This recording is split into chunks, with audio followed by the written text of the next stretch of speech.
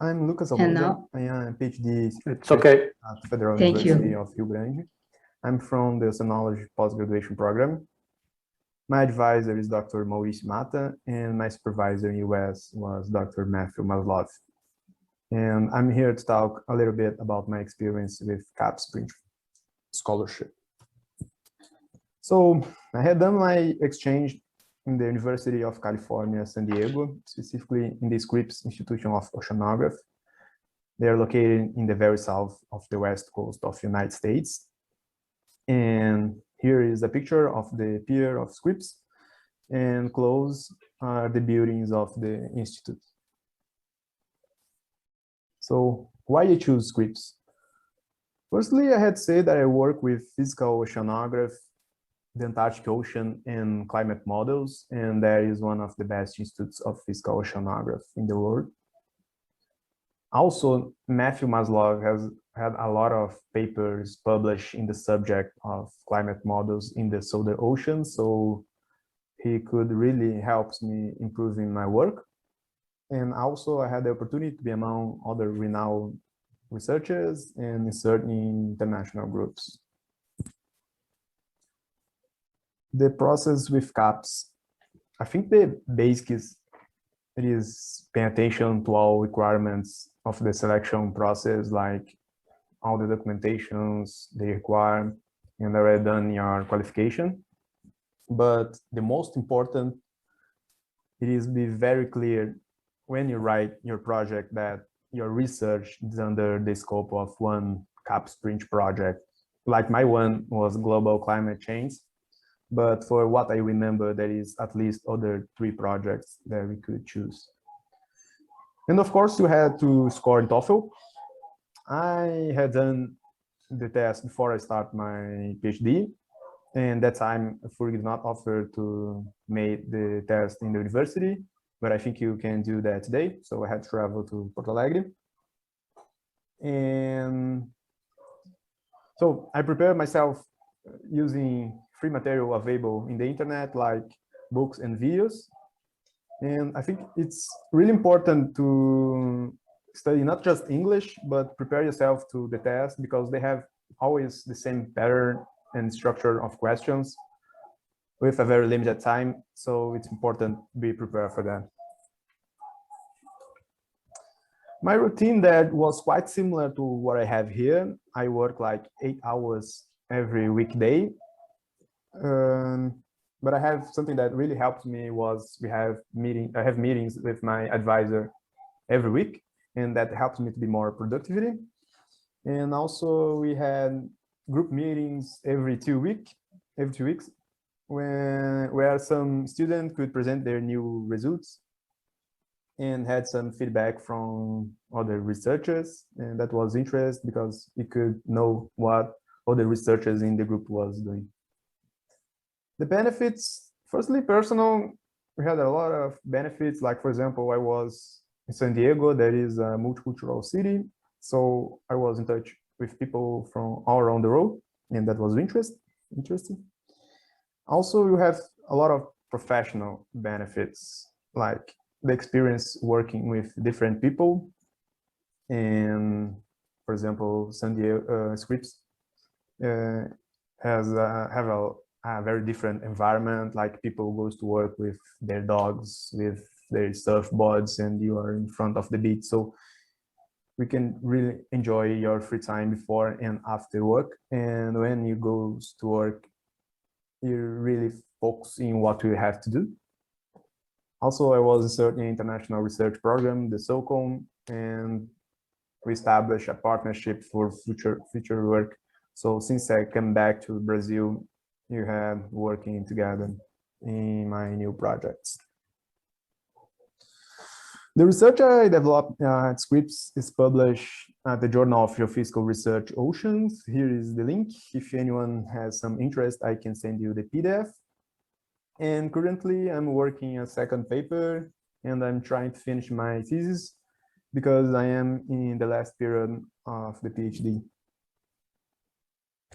So just for finishing, I like to say to each PhD candidate that could watch this is really take this opportunity, apply for CAPES Print scholarship.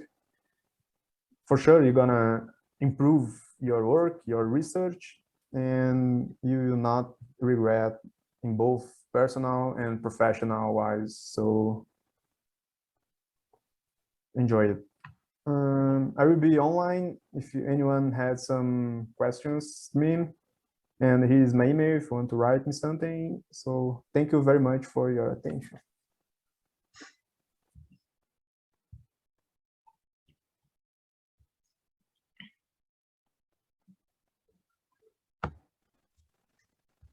So thank you, Lucas. Are you here? Yes, I'm here. So hello. Hello. If someone wants to make a question, because Lucas, he did a short video because he said that he was ready to reply questions and doubts. So if someone wants to make a question to him, please.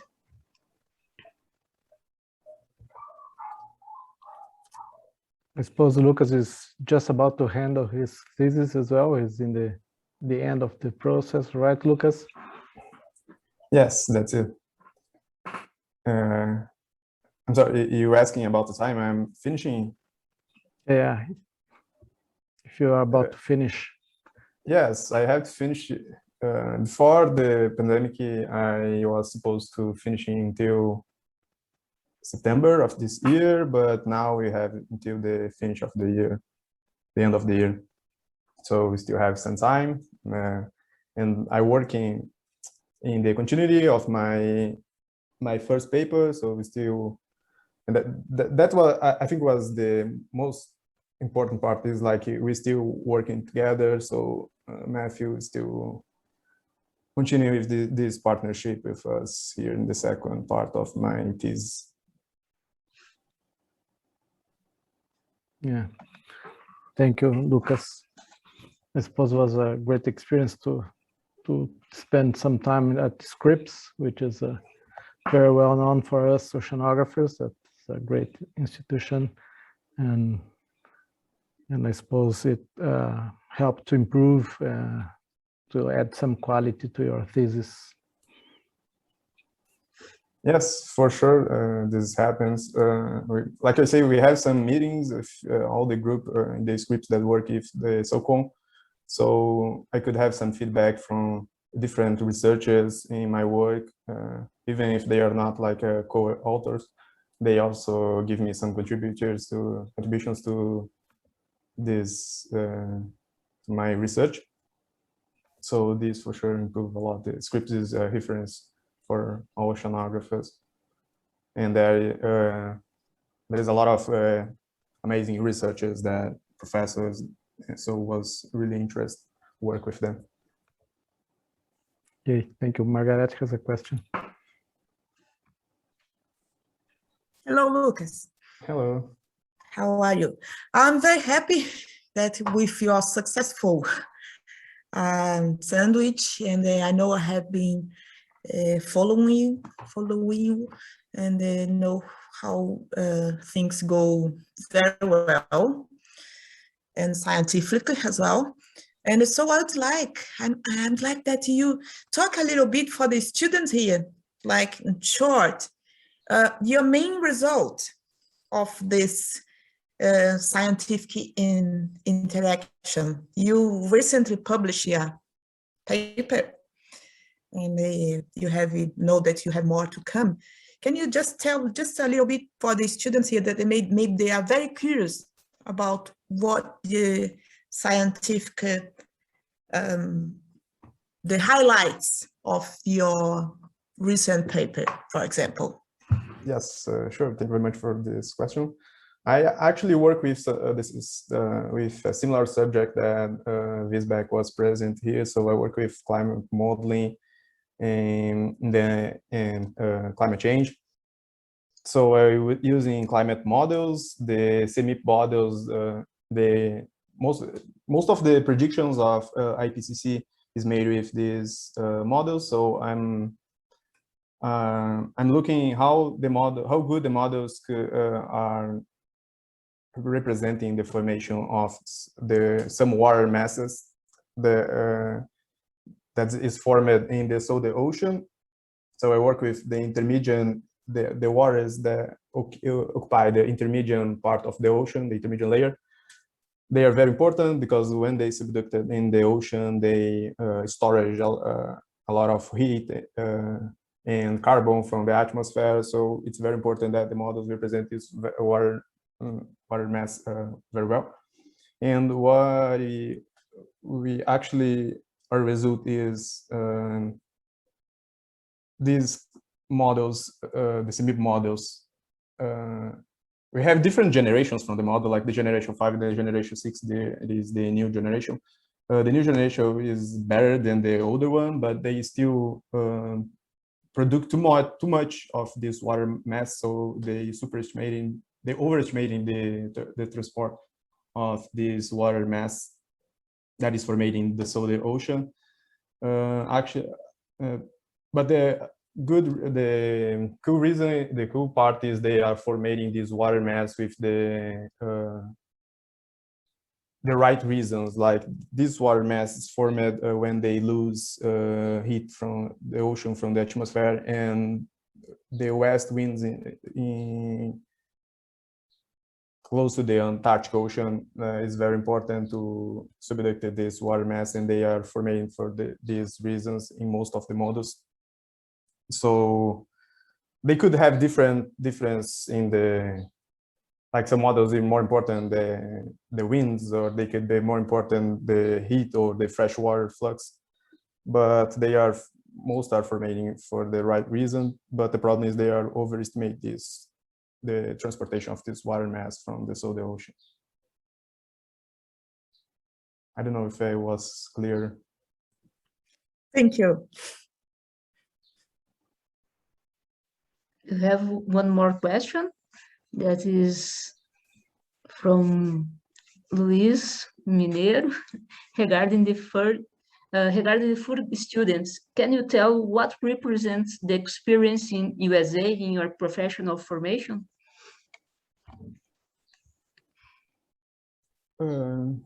Yes. For me, like I said, this was very important.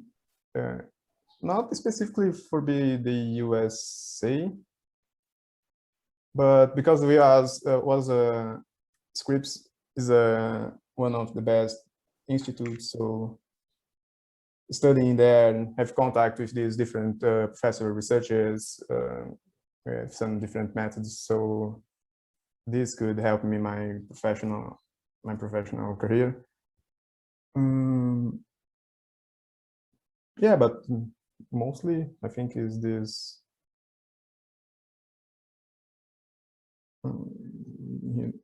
Lucas, do you think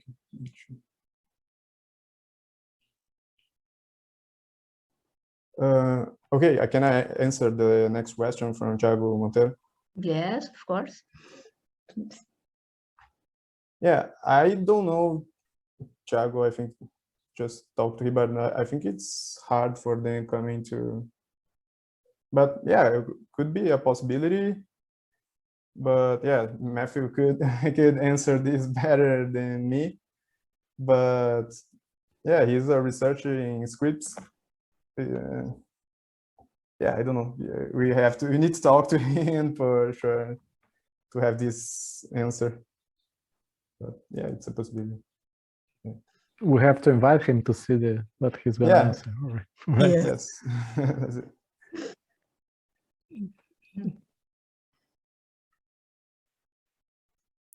I think Tiago is just pushing the graduation program, strongly suggesting to invite him to come.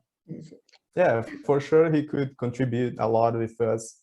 My experience with Matthew was amazing. I am very thankful to all the help that he gives to me in this time. He was a great abroad advisor. We have a lot of meetings and he helped with this work very close all the time. So the experience with Matthew was great, and for sure, if I don't know if he have this possibility to come, but if he has, it would be amazing for the program to have someone like him.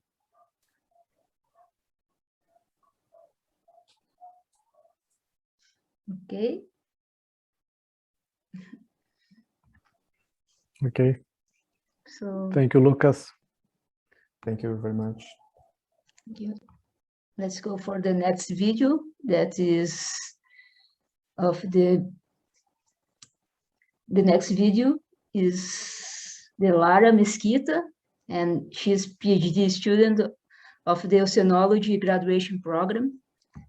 And you share the videos YouTube. So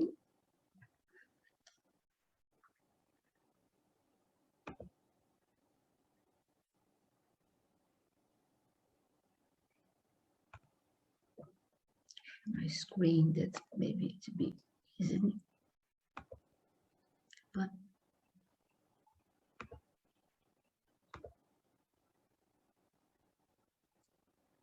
just to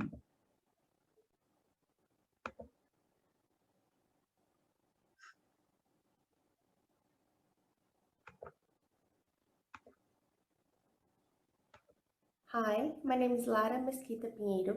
I'm a PhD student here at the Institute of Oceanography at PrInt-FURG, and I was awarded a 6-month scholarship for a joint doctorate abroad at the University of Exeter in the United Kingdom. So my project title was Impact of Plastic Contamination in Salt Marsh Environment and its Interaction with Metal Contaminants. So this project was idealized by me and my 2 supervisors here in Brazil. So Dr. Graziella Pinho, she's a professor here at the Institute of Oceanography, and by my co-supervisor, Dr. Vanessa Agostini. So while in the UK, I had also 2 supervisors. So there they call it the first and the second supervisors. And my first supervisor was Dr. Professor Tamara Galloway. And my second supervisor was Professor Carrie Lewis. So they are 2 of the most adorable human beings on earth. And they also are 2 of the best references when it comes to marine pollution and ecotoxicology. So the University of Exeter is also a great reference in marine research. So that was one of the reasons I chose that specific university. The other reason was, and probably the main reason, it was because I already knew Professor Tamara. So back in 2014-15, I spent a whole year at the University of Exeter during my final year as an undergraduate student. So this was when I was granted a 12-month scholarship from the Science Without Borders program, the Brazilian program. And basically, I enrolled one of Tamara's courses, which was ecotoxicology, and I failed it. But surprisingly, I went to knock on her door, on her office door, asking if I could be an intern in her lab, and she said yes. So I stayed there for 3 months before coming back to Brazil, and that was when I started working with plastic pollution. So as you can see, those 3 months were decisive for my academic life, and now I still keep working on trying to contribute to plastic science. I stayed in touch with Tamara for all that time, and she was happy to have me back, so that part was pretty easy. So about the English proficiency test, I believe my situation was a bit unusual from most applicants. So I had done an IELTS test in 2017 when I applied for the full PhD abroad. So the important thing here was that I had to take a test that was accepted by both CMIP or CAPES and the University of Exeter.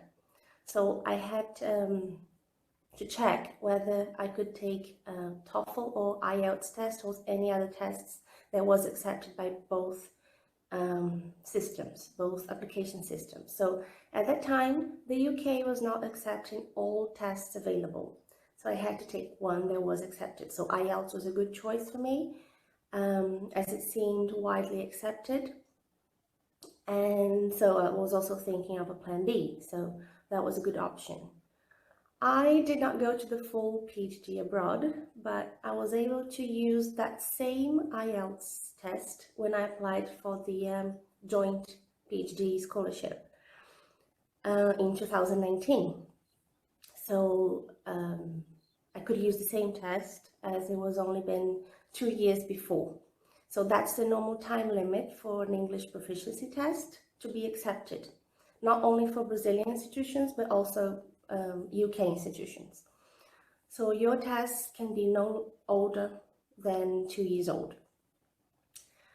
It was okay, I got the scholarship, all seemed fine, but then at some point I was informed by the University of Exeter that I needed a new test because mine was too old.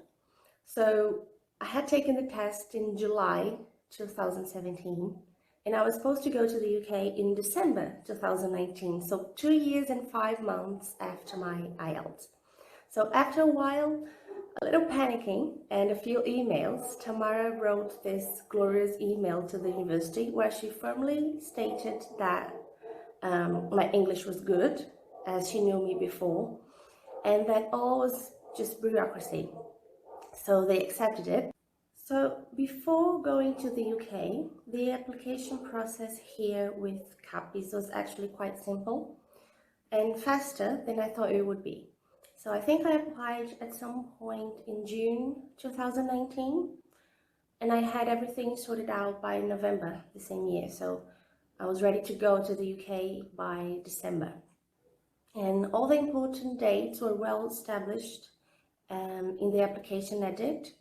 So after all approved candidates were determined, we had access to a direct line with CAPES, which was very important and useful during the entire time here in Brazil and abroad as well. The thing is, I had all the documents I needed before the first application step.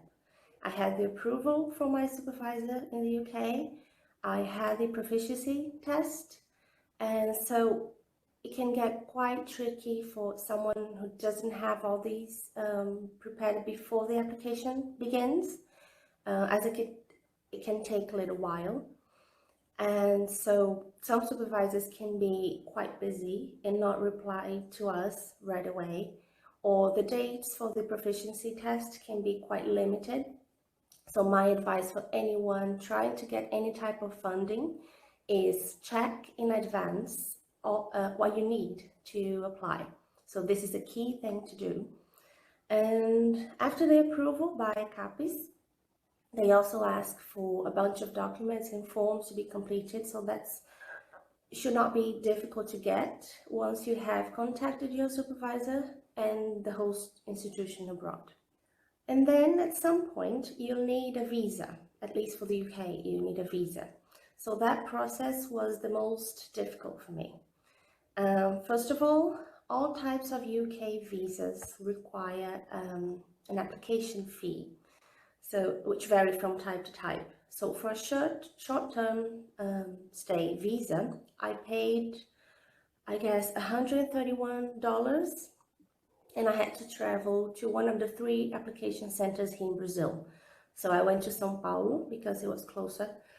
So these costs are not covered by CAPES or the UK institution, so I had to count on my family support on that.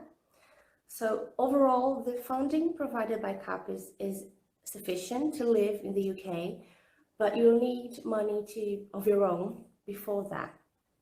So also, it can take ages for you to gather all information they ask during the application process for the visa. They ask about your entire life, basically. So, I mean, they ask if you have committed any crimes, if you've had a traffic fine, if you were or is involved with any terrorist organization, or even if your work can be used in any way to make weapons of any kind. So, and that was before the pandemic, so I can only imagine what they are asking for applicants now. So that can be quite tricky, but it worked out fine if you have all the documents and you respond So everything they ask, it should be fine. Your visa should get approved. I found the working days at the university quite amazing. I had a desk of my own and a university computer with 2 screens, and I had access to all the IT facilities. So I had my university account at the lab computer, and I could use that same login at home and access the university system to work remotely at home. So that was absolutely handy when the pandemic came. I was also designated my own lab coat, my own lab bench space. And so to enter each room or level at the university, anyone needs to be authorized. So we had a card that could get my card could get me in my lab where I was working, at the office where I was working, the common areas where we would have lunch, and that was it. I could not enter any of the other labs unless someone authorized me.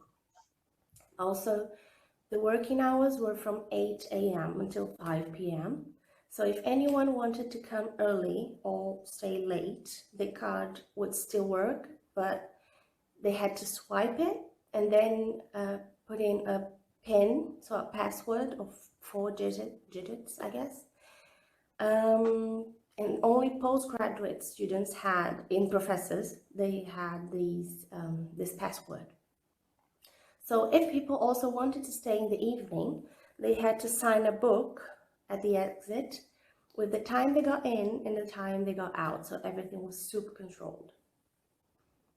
So after the training and the authorizations, I could finally be part of a pilot experiment where I exposed marine worms to different types of microplastics.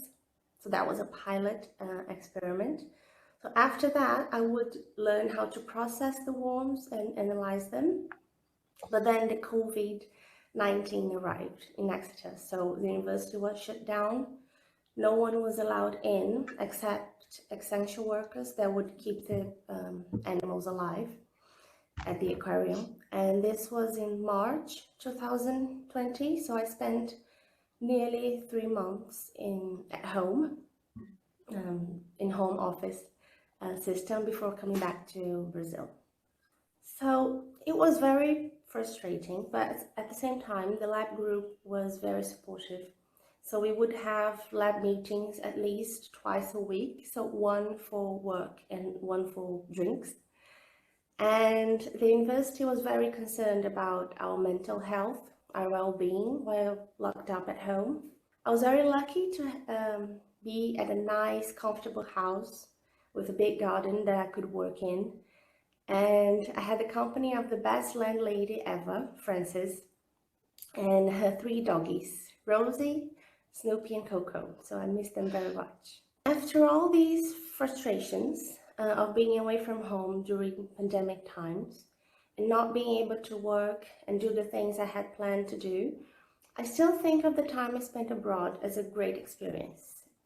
I had the opportunity to work closely with some of the people I only knew before in citations, and I got to meet very nice and kind people. I managed to complete at least part of my analysis, and that will allow me to publish a very exciting piece of research in the near future. As a life experience, I have always enjoyed the feeling of getting to know a new place, new city, new cultures, new people. So that was very exciting for me. Of course, there's always the sad part of having to say goodbye to friends you've made, but I'm kind of used to that now. And there was also the huge benefit of consolidating a cooperation between research groups, as now me and my Brazilian supervisors have one published paper with Tamara, and there is at least 2 more to come. So at the moment, I'm on my final year as a PhD candidate. I have 2 published papers from my thesis so far. I have 2 more to write up, and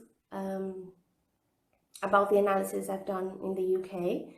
And I'm also conducting a final experiment, which is going well. Part of my project had to be cut out due to the pandemic, but I already have all the requirements in terms of publications and credits from my course at FURG. So I expect to finish my PhD next year. I'm also starting to look at what to do next. So I'm looking at postdocs and research positions here and abroad. So Tamara is still open to have me back. So we will look into funding opportunities for me to keep working with her group. So that was it. I would like to thank everyone watching. Thank you for your attention. I hope this was clear and maybe useful for anyone watching. I'm now open to any questions and feel free to contact me in any of these contact details. Thank you.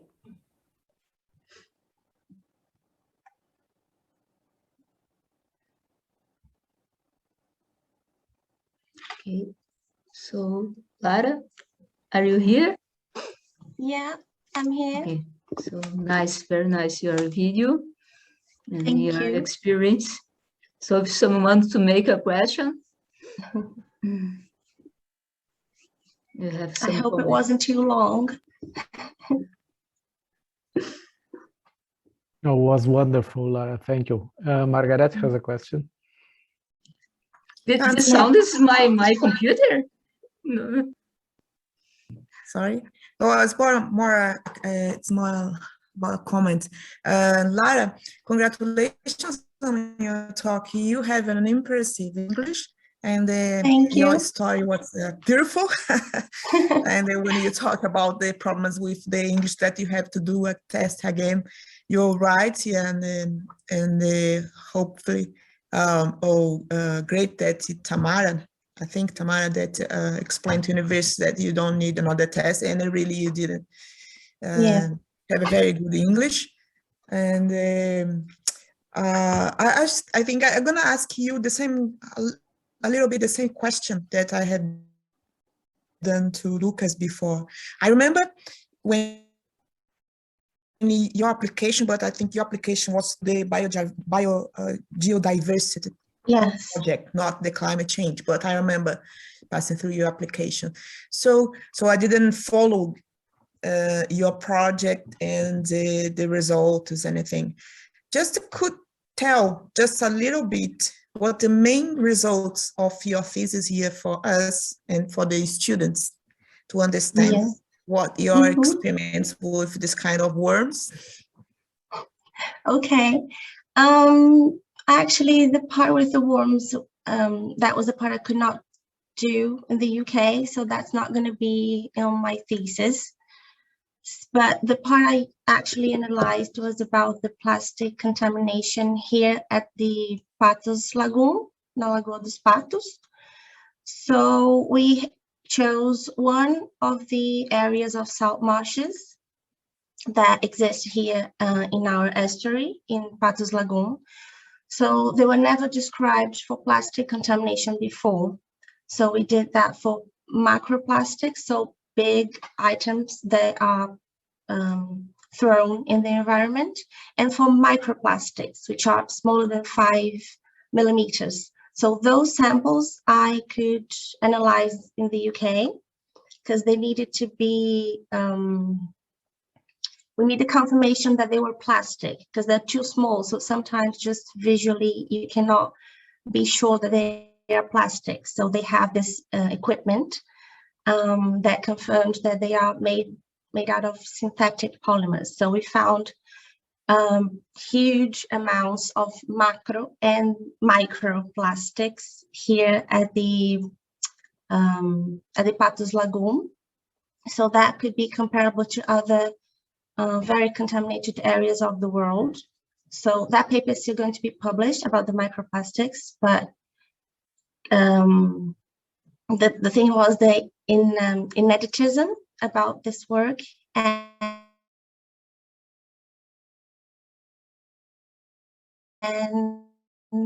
how that type of contamination is really, there's also a great spot for plastic contamination. That's kind of a main finding. Wow, did this marsh soil? Yeah, not too many. So that was not that's not the main point of my work. So it was mainly in the sediment. Okay, that's very much interesting. Yeah, Thank yeah, you. very clear. Thank you very much. Thank you.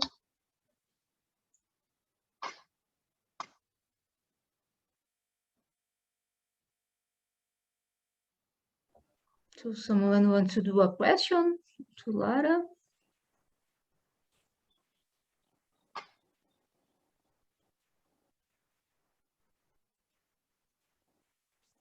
So you can, okay.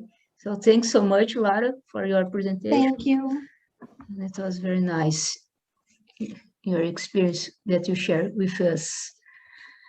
So now we are going to go to the next video that the PhD student is Juliano Coletto. He is PhD student at the Biological Oceanography graduation program. And I'm going to share his presentation.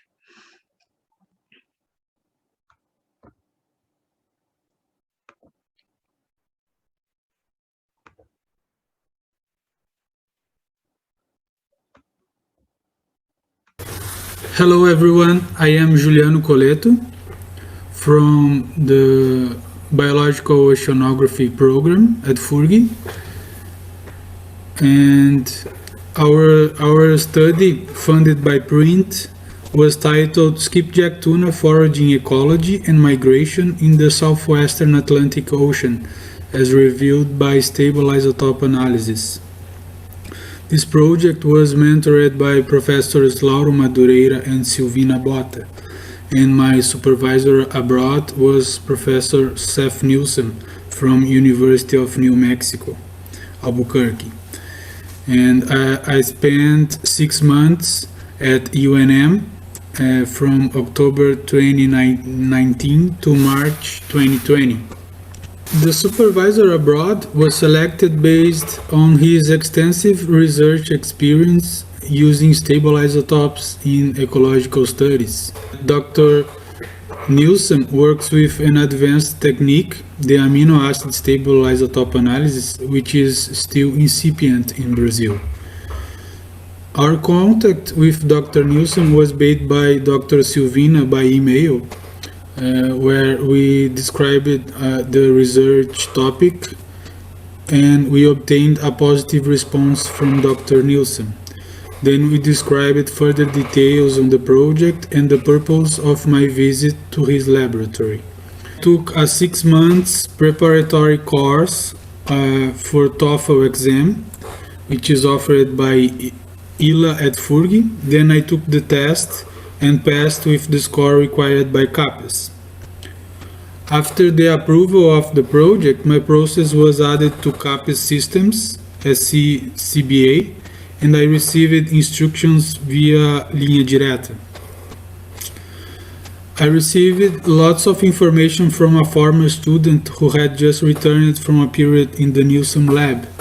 She basically told me everything I needed to get the documents and gave me information about housing in Albuquerque. I also got useful information from PrInt fellows on Facebook groups, including the awesome step-by-step manual by former student Thalita Gonçalves, which I recommend. In the beginning of my visit, I had the opportunity to attend theoretical and practical classes in the course Elemental Ecology offered by Dr. Nilsson as a courtesy from him, which worth a lot and improved my theoretical skills for applying stable isotopes in my project. Later, we focused on completing my project with training on protocols for sample preparation, processing, and analysis. These activities were performed together with PhD student Alex Baxter. The benefits from the experience abroad ranged from a very rich cultural exchange, as I spent 6 months living with international students from many places, such as Nigeria, India, Mexico, Ghana, and others. I also made awesome friendships with colleagues from the lab, and I got to spend some time knowing New Mexico. The benefits from my professional skills, I received theoretical and practical training.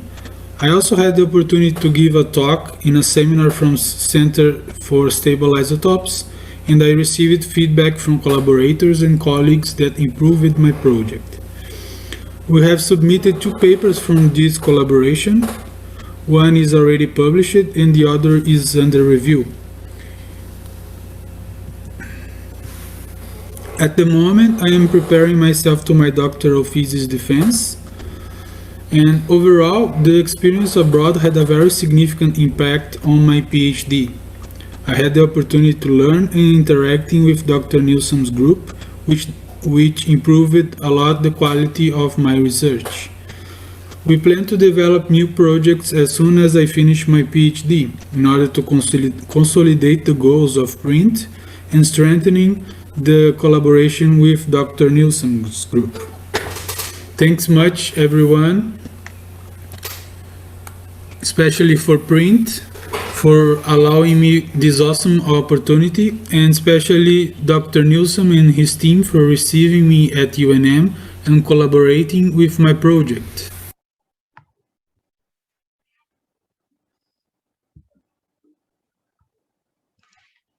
So, thanks so much, Juliano. Are you here, Juliano? He's here. Yes, yes, I'm here. So, thank you. Very nice, your video. And if someone want to make a question to Juliano. Thank you, Juliano. And I would go in the same lines as Margaret. Although you have mentioned that you applied a technique that is incipient here in Brazil, where else did you took advantage from being spending some months with Nilsson's lab and all his team? What else you can tell us regarding your thesis project?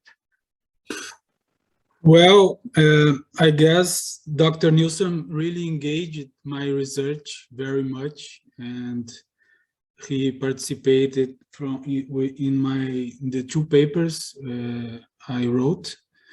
And the first one is already published, and he collaborating with our project was something very special for me, because anyone who starts using stable isotopes knows that he is very well known everywhere for this technique. So it was a great opportunity for me having him as a collaborator. Yes, Nilsson is really great guy, and have published quite a lot on stable isotopes. And Silvina told me that she's already in contact with him and discussing the possibility of him to come and visit us after the pandemics, when it happens, as he had a plan to go somewhere else, perhaps in Argentina, and then in his way back he would stop here at PrInt-FURG. Yeah, that would be great. Congratulate, and you are 12 days ahead of your thesis, right? Yeah, it's really close. Yeah, try to relax. I have to finish my presentation. Yeah. Okay. Then I can relax. Good. Thank you, Julian. So Margaret, if you want to make a question. Well, now that Eduardo has asked the question that I was asking, I don't have anything to ask. No, that's kidding. I'm very great, Juliano, Juliano, to see your presentation, and I have followed you closely through all the procedures, and as I saw you in the beginning and your uncertainties and your doubts to go, you almost not going because of the English or the time, you were a bit insecure, but then you went. That was great. So yeah. What you have to give a message to your colleagues here in order to follow that, to get this stage and successful. Taking account what you feel before going. Remember when we talk and when you first went to give, you almost give up going because of the time you were unsure of the time of returning, and I can't remember anymore what lots of unsures that you had. And I said, just try, just go or just try. The maximum that you have is a no, and so let's do. And so what the message, taking into account all this past, the past experience, what the message you can give to your colleagues here to do not give up? Well, the message, actually to be to give stimulus to them to go. Yeah, my timeline was pretty tight, and I had to make the TOEFL test for a second time because my first exam was from 2014, so my TOEFL test was expired. Then things got really tight for me in terms of timeline, but my message is that it really worth all the energy and time you spend during your PhDs, preparing proposals and gathering documents and writing and reading emails, and it will really worth, and your career will be benefited by this experience. So take advantage for this opportunity provided by FURG, provided by PrInt, and it will worth a lot. That's my message. Thank you. So that's it. Thank you, thank you, Juliano. No pain, no gain. No pain, no gain. Yeah, that's true. Thank you, Maria. Just also a short comment, because I think that it was very important, this question of Margaret, and this, what Juliano told it to us, because one of the reasons of this presentation of the PhD students that you are talking about proficiency and about the procedures to CAPES is because when you are stimulate the students to try to apply for this fellowship, you listen, most of them, oh, no, I think that's to be very complicated. I don't have time to, it's very difficult to all the documents, and also the proficiency is not easy. But in here, they are shared their experience that they pass through of all these procedures, and that it was the benefit was very important for them and for their studies, and also they didn't talk so much because of the short time about the experiments and the research, but you can see that they have all the papers, the manuscript that are published or in in review, but it's nice that you have all this possibility when no pain, no gain. So it was very nice, the comments of the Margaret, and she pushed Juliano to talk about this, and so great, Juliano, that you, and thank you that you also you accept to do the video, because it's close to your defense, and you know that this moment you always have it's not easy. So thanks so much. Yeah, thank you. Appreciate it. Yeah, thanks for giving me this opportunity to talk. And any student planning to engage this process can mail me, and I'm available to talk. It's a lot of documents, many things you have to do for CAPES, like the documents, and it's good to have someone like giving you the course and guiding you for every step. Okay. Yeah, thank you, Juliano, and thank you also, Lucas and Lara, and soon we are gonna listen to Priscilla too. That you are showing us that is, and especially to your colleagues, that is not only the scientific experience; it's go much beyond that. Mm-hmm. The personal experience, sharing other cultures, knowing in different places, it opens very much your mind for your life, not only for your academic life, but your personal life. This is something that everyone has to bear in mind, that going abroad and have an experience, it goes much beyond the academic side of the process. It's for the lifetime. So thank you. Thanks. Thank you. So let's go to the last presentation of the PhD students. So I'm going to share the video of Priscilla. So Priscilla, she was PhD student, because now she is a postdoc of the health science graduation program. And so let's go.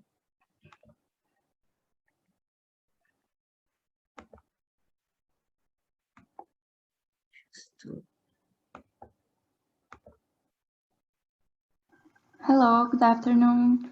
I'm Priscilla Haliki, and I was Sandwich Doctoral Fellow by the Institutional Project for Internationalization of the Federal University of Rio Grande between 2019 and 2020.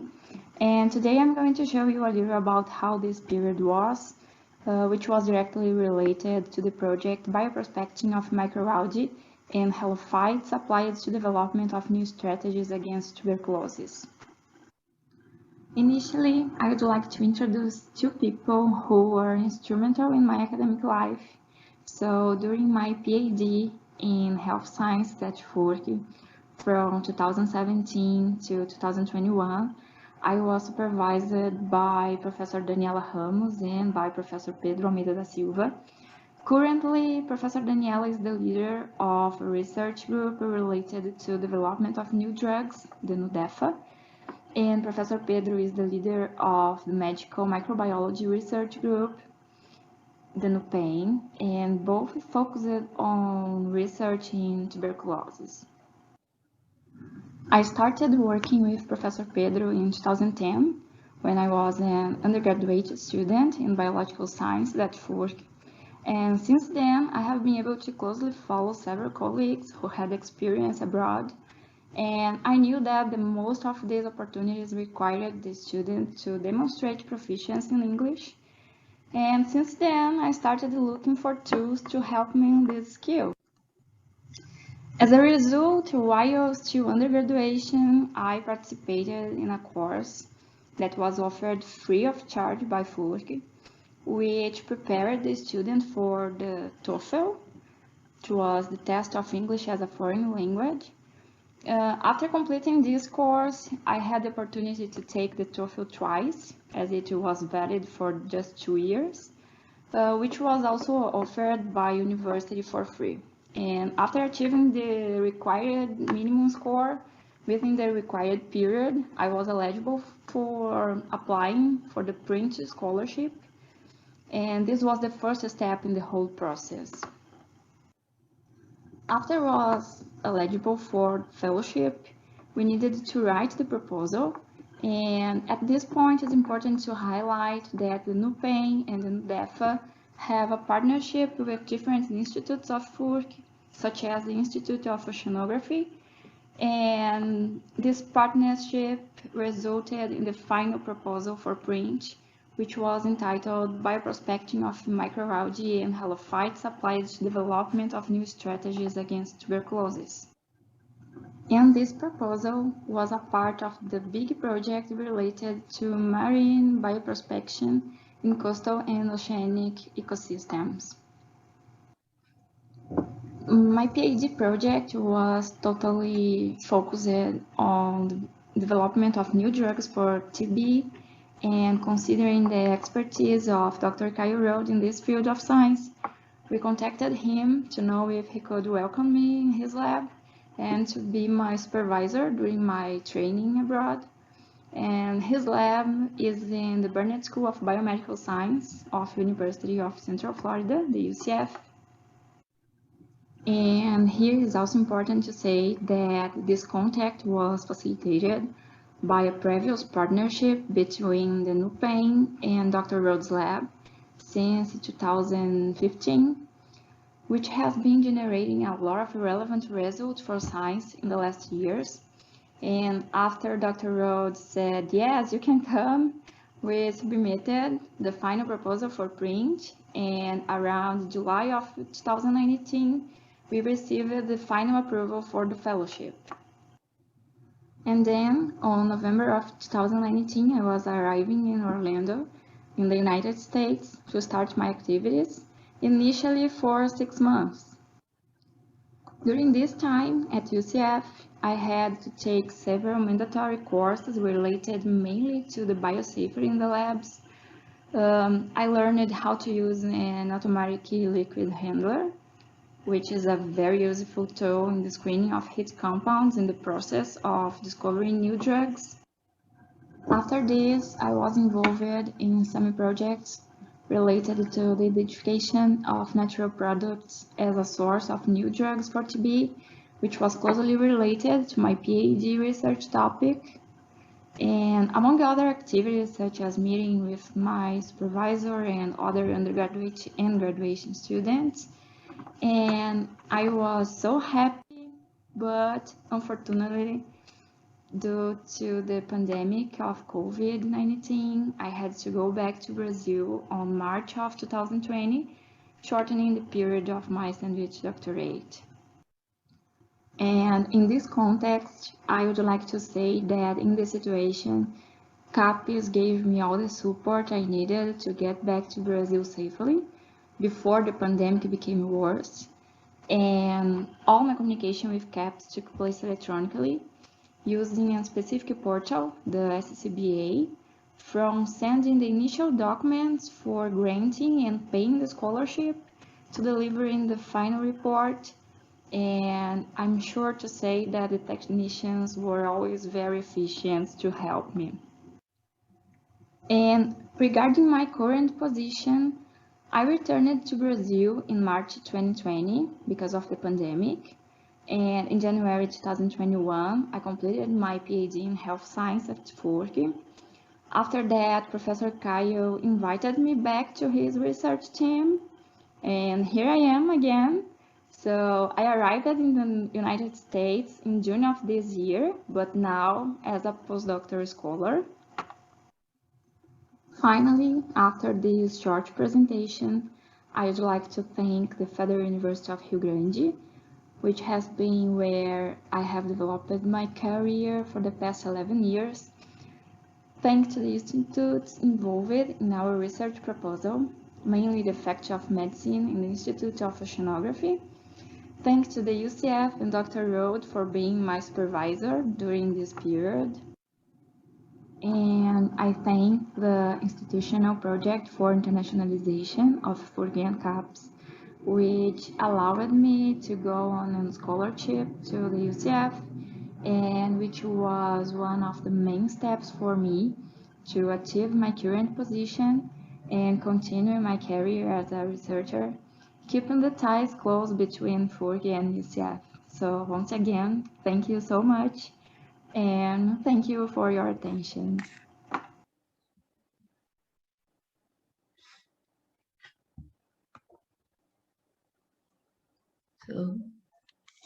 So much, Priscilla.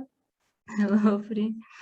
Hey, I'm here in the lab, so I'm sorry for the noise. No problem. So just Priscilla was one of my first undergraduate students in my first year. And yeah, it was in 2011, I think. Yeah, exactly. So it's nice to see your trajectory. And so I think that Pedro wants to say some words. It's a pleasure to be here with you today and talk about our relation. Yes, Pedro is, you can talk with. Hi, Priscilla. I am glad. Look at you. Tell me about the security, biosafety in the lab. Yeah, it's a little bit different. When I came here for the period of sandwich doctorate, I was not allowed to work with mycobacterium tuberculosis, for example, because we have some rules. So we needed to take some course, some specific courses and some exams, some medical evaluation. So it's a little bit different. I know it's another reality. It's different, but I don't know how to explain, but was a very, we have some different tools. So even not working with mycobacterium tuberculosis, I could work with another strains and another species of bacteria as a tool for TB. So we can mimic some stuffs and keeping working with the same strategy and the same idea, but with different microorganisms, for example.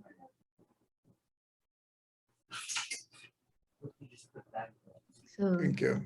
Thank you. I want to make a question, Pri.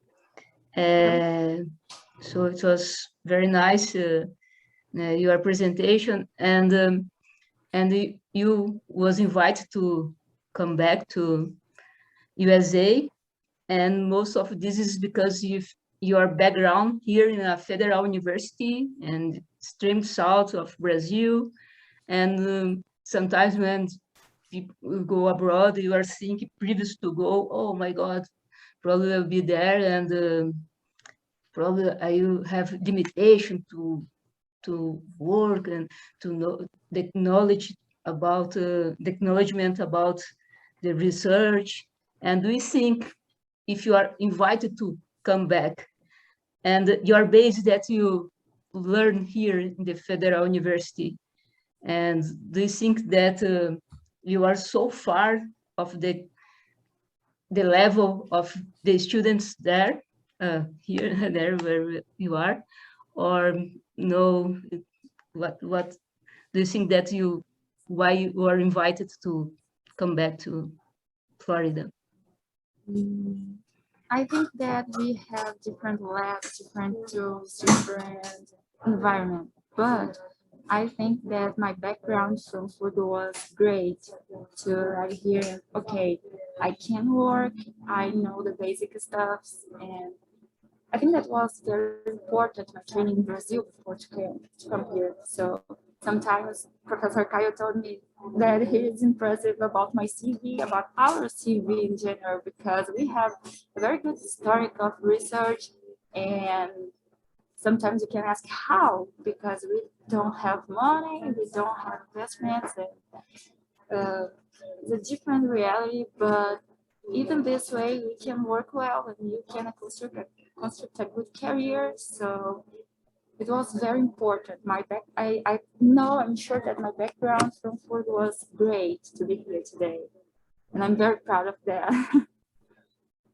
Can I answer why I wanted to have Priscilla come back? Yes, please. Is that allowed to answer the question as a testament to her other advisors who prepared her to be excellent?